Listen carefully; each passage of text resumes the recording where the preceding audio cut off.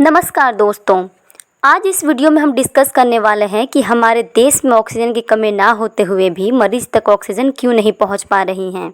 Atmospheric oxygen और medical oxygen में क्या डिफरेंस है, ऑक्सीजन ट्रांसपोर्टेशन की जिम्मेदारी किसकी है और इस प्रॉब्लम से निपटने की सॉल्यूशंस क्या हैं। आपके मन में ये सवाल उठ रहे होंगे कि जब हमारे चारों तरफ मौजूद वातावरण में ऑक्सीजन है तो फिर मरीजों को दिक्कत क्यों आ रही है। एटमॉस्फेरिक ऑक्सीजन और मेडिकल ऑक्सीजन में क्या फ़र्क है।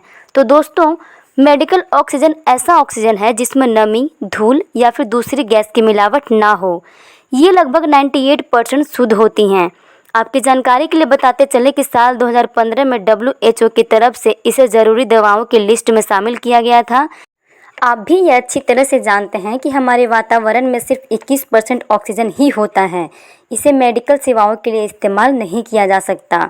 इसलिए मेडिकल ऑक्सीजन को लिक्विड फॉर्म में तैयार किया जाता है और बाद में इसे गैस में कन्वर्ट कर दिया जाता है। जैसा कि आप सभी जानते हैं कि हमारे देश में ऑक्सीजन की काफ़ी ज़्यादा किल्लत हो चुकी है। बेड्स खाली हैं लेकिन ऑक्सीजन ही नहीं है। एक्सपर्ट्स का कहना है कि ये जो कोरोना है ये फेफड़ों को उतना नुकसान 2 दिनों में कर देता है जितना पहले वाला कोरोना 7 दिनों में करता था। हमारे भारत देश में ऑक्सीजन की कमी नहीं है। हमारे देश में समस्या है तो उसे ट्रांसपोर्ट करने की, क्योंकि ट्रांसपोर्टेशन की कोई भी चेन नहीं बनी हुई है।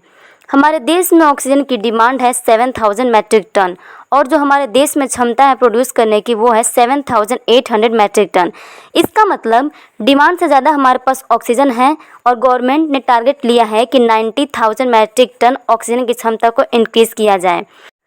जहां एक तरफ देश में बढ़ते कोरोना वायरस केसेस की काउंटिंग चल रही है, वहीं दूसरी तरफ 2 मई को उन इलेक्शन रिजल्ट की काउंटिंग हुई जिनकी रैलीज में कोरोना वायरस एक्चुअली में फैला था। अभी हाल ही में दिल्ली में 10 से ज़्यादा पेशेंट्स की मौत हो गई ऑक्सीजन की कमी से।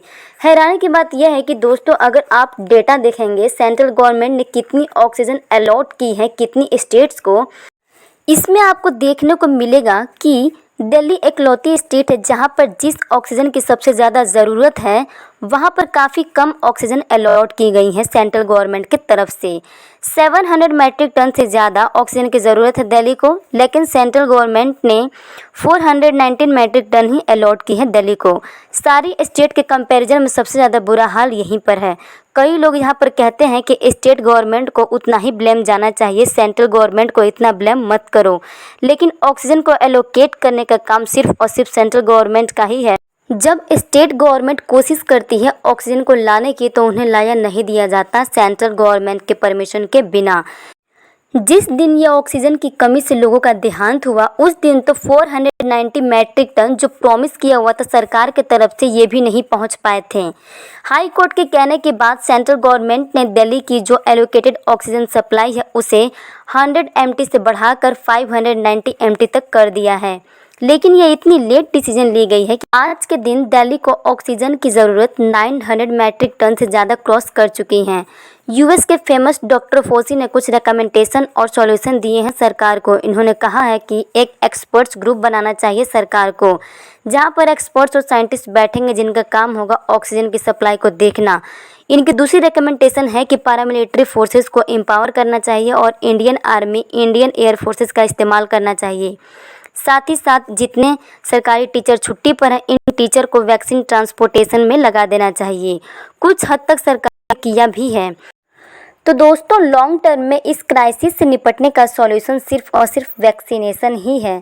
उम्मीद है कि आपको ये वीडियो पसंद आई होगी। तो मिलते हैं नेक्स्ट वीडियो में। बहुत बहुत धन्यवाद।